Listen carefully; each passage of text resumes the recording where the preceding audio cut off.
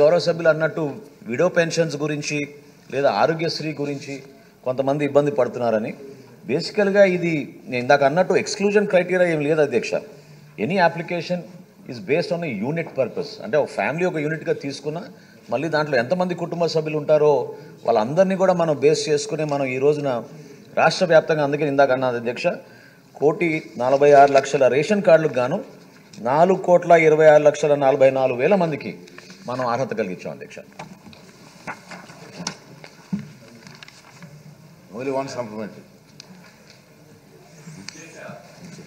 ఎవరన్నా ఒక జీవనోపాధి గురించి ఒక ట్యాక్సీ కొనుక్కుని 4-వీలర్ సెకండ్ హ్యాండ్ కొనుక్కుని అది యూజ్ చేసుకుంటా ఉంటే మీకు 4-వీలర్ ఉంది, కారు ఉంది అని చెప్పి వైట్ కార్డు తీసేయడం జరుగుతుంది అధ్యక్ష.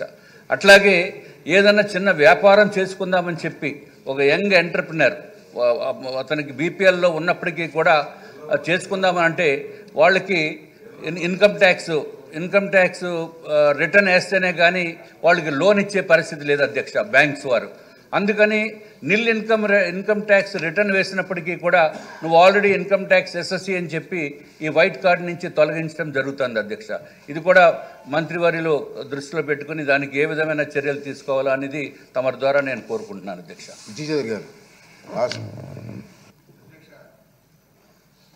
రేషన్ కార్డు అంటే సర్వరోగ నివారణలాగా అవుతుంది సార్. అన్నిటికీ రేషన్ కార్డు, అసలు రేషన్ కోసం పెట్టిన కార్డు మల్టీపర్పస్ కార్డులాగా తయారైపోవడం వల్ల అర్హతకి మించి కార్డులు ఉన్నాయి.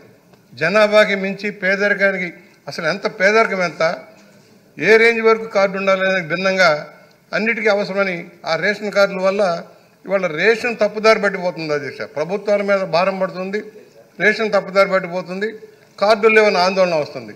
దీనికి ఒక పరిష్కార మార్గం కనుక్కోవాల్సిన అవసరం ఉంది.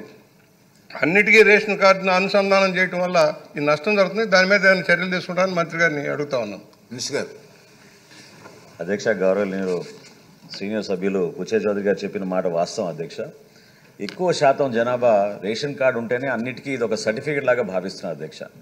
అందుకనే రేషన్ కార్డుని రైస్ కార్డుగా మనం టైటిల్ చేసి ప్రత్యేకంగా వీలైనంత వరకు మనం ఏదో విధంగా ఒక మార్పు తీసుకురావాలని ఒక ప్రయత్నం చేస్తున్నాం అధ్యక్ష. ఇందాక అన్నట్టు రాష్ట్రంలో ఈరోజు మనం 4,26,44,000 మందికి మనం ఈ అర్హత కలిగించినప్పుడు కేంద్ర ప్రభుత్వం మనకు అందించే సహాయం దీంట్లో కేవలం 61% అధ్యక్ష. ఎన్ఎఫ్ఎస్ఏ కార్డుని వాళ్ళు గుర్తించింది ఓన్లీ 61%. రాష్ట్ర ప్రభుత్వం 39%, మిగిలిన 39% కార్డ్స్కి రాష్ట్ర ప్రభుత్వం అందిస్తుంది. గౌరవ సభ్యులు రాజుగారు అన్నట్టు ఈ ట్యాక్సీస్ మాత్రం ఖచ్చితంగా దే ఆర్ ఎగ్జామ్టెడ్ అధ్యక్ష. అది పొరపాటున మీకు ఎవరో సమాచారం అందించారు. ట్యాక్సీస్ ఎవరికైనా ఉంటే మన వాహన మిత్రతోటి మన పోర్టల్ తోటి మనం అనుసంధానం చేసుకుంటాం. Taxis are definitely exempted from it. ఏమన్నా అటువంటి పొరపాట్లు ఎక్కడైనా జరిగితే తప్పకుండా మా దృష్టికి తీసుకురండి, మేము సవరించుకుంటాం. అదేవిధంగా మనం ఈ ఐటీ రిటర్న్స్ గురించి నేను ఇందాక అన్నట్టు అధ్యక్ష, ఇప్పుడు వరకు ఒక్కసారి ఐటీ రిటర్న్స్ అనుసంధానం చేయడం జరిగింది. అది మరి భవిష్యత్తు జరుగుతుందో లేదో ఐ డౌట్ ఇట్. కానీ ఎక్కడైనా మిస్టేక్స్ ఉంటే, పొరపాట్లు ఉంటే, జీరో రిటర్న్ ఫైల్ చేసిన వాళ్ళకి అటువంటి పొరపాటు ఉంటే తప్పకుండా మా దృష్టికి తీసుకురండి అధ్యక్ష. Government will respond. ఓకే అండి. Question number 479 revenue